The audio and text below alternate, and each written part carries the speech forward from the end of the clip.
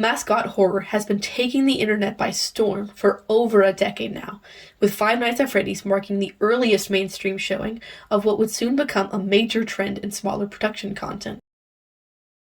Video games, short films, children's toys, and even now mainstream films and television have been heavily impacted by the growing love and despise for Mascot Horror.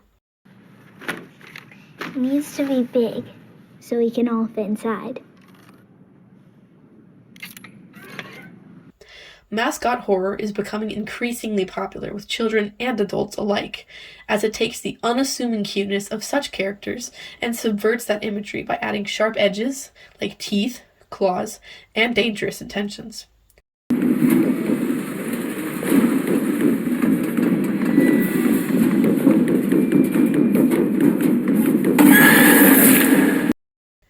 Many creators are taking their experiences surrounding popular real-world franchises and expanding upon the horror they might have felt as a child.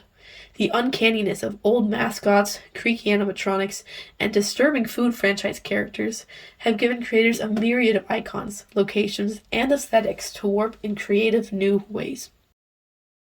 The power that Disney has held over young audiences for decades is greatly contributing to the growing consumption of games, videos, and stories with terrifying mascot characters. The safety and education often associated with those characters, like Mickey Mouse and any Muppet, is corrupted in a way that critiques the potentially dangerous power dynamic between the kids and their beloved characters. Smaller franchises such as Chuck E. Cheese, Dora the Explorer, and Sesame Street have all had many popular horror games born from them.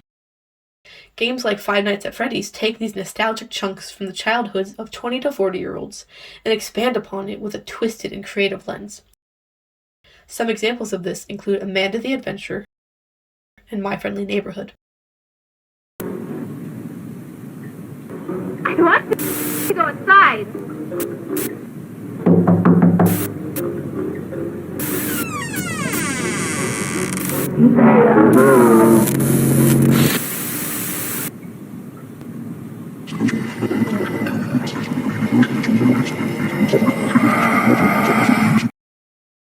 This emerging genre is largely based around the corruption of cuteness and the assumed sanctity of childhood. But whether these pieces of media are good for children to be so heavily exposed to is still a heated and ongoing debate. While many of these games and short-form videos are intended for teens and up, the intriguing nature of contorted characters also pulls kids into its audience, strengthening the cycle of the cute to horrific.